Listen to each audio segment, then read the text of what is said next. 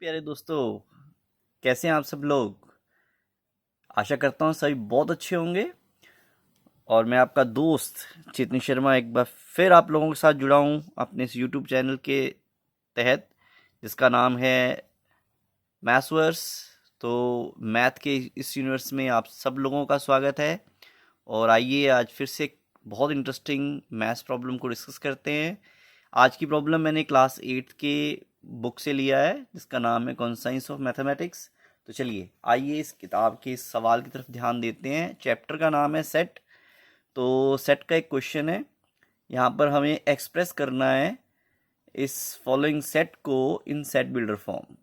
जैसा कि आप सब लोग जानते ही हैं, मैंने एक वीडियो के दौरान ऑलरेडी डिस्कस भी किया है कि सेट को हम दो तरीके से लिख सकते हैं। या तो हम उसे लिख सकते हैं रोस्टर फॉर्म में, जहाँ पर सभी एलिमेंट्स होते हैं और बीच में कॉमास और करली ब्रैकेट के साथ इसे हम क्लोज करके लिखते हैं।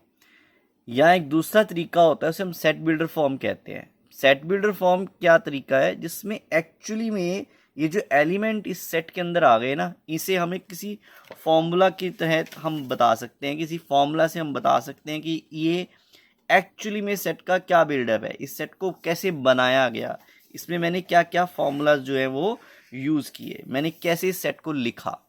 तो चलिए, बहुत आसान होने वाला है ये। अब हम करते हैं इसको शुरू। तो सॉल्यूशन के दौरान सबसे पहली बात तो ये देखनी है कि हमें इस सेट में एक पैटर्न ढूंढना है। ये देखना है ये जो नंबर्स है मेरे पास, ये किस पैटर्न में लिखे हुए हैं।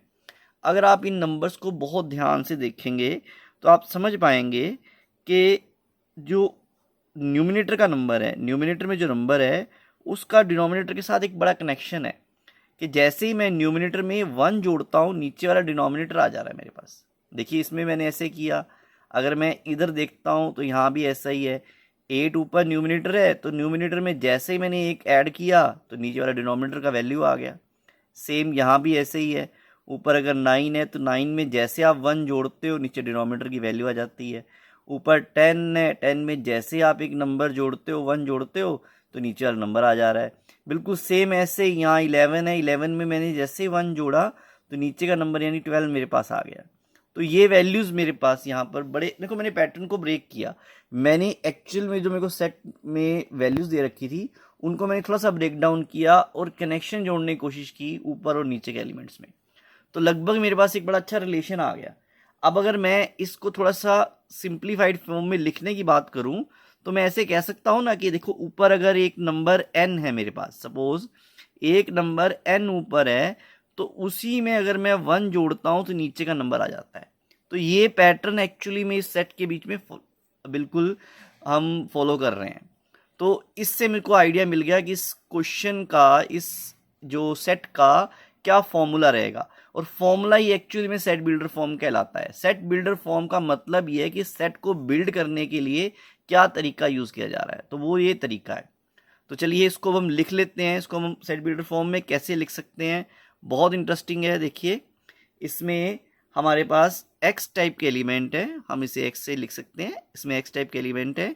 ये यहाँ दो मैंने डॉट्स डाले हैं, इसका मतलब फॉर एवरी, यहाँ पर जो भी सच दैट के लिए 2 डॉट्स डाले जाते हैं। This dots are saying such that X type का एलिमेंट है। सच दैट एक्स कैसा है, एक्स यहाँ पर बिल्कुल जो फॉर्मूला मैंने आपके सामने क्रिएट किया उसी के जैसा, n+n+1,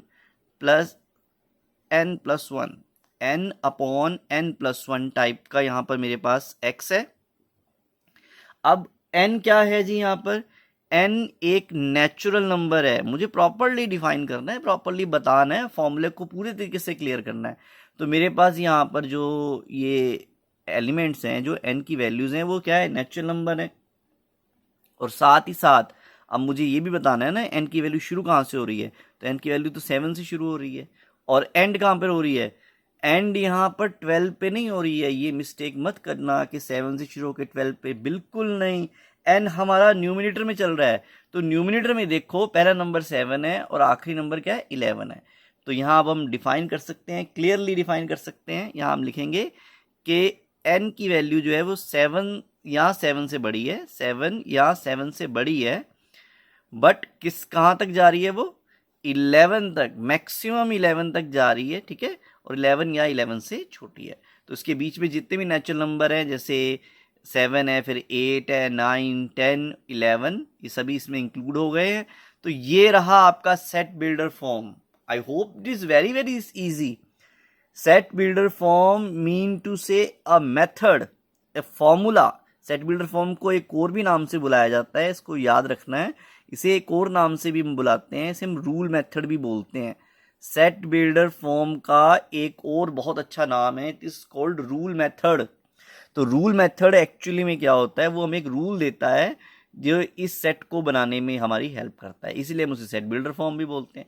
तो इस क्वेश्चन में मैंने देखा, मैंने पहले डिनोमिनेटर को थोड़ा सा ब्रेक डाउन किया अकॉर्डिंग टू, ताकि वो कनेक्ट हो पाए न्यूमरेटर डिनोमिनेटर के साथ, और फिर फाइनली मैंने रिजल्ट अपना लिख दिया। यहाँ पर एक्स टाइप के एलिमेंट, हर एक x n upon x n+1 type का है, हर एक n नेचुरल नंबर है, n की मिनिमम वैल्यू 7 है, 7 और 7 से बड़ी वैल्यूज़ यहाँ पर n की रहेंगी, और 11 और 11 से छोटी वैल्यूज़ रहेंगी। आई होप आपको ये क्वेश्चन बहुत अच्छे से समझ आया होगा। तो मैं आशा करता हूँ कि आज के वीडियो से आपको ज़रूर कुछ हेल्प मिली होगी और मैथ्स को अच्छे से अंडरस्टैंड करने में मदद हुई होगी। तो ऐसे ही कुछ और इंटरेस्टिंग वीडियोज़ के साथ मैं जल्दी आप लोगों से जुड़ूंगा। तब तक के लिए थैंक यू, बाय बाय।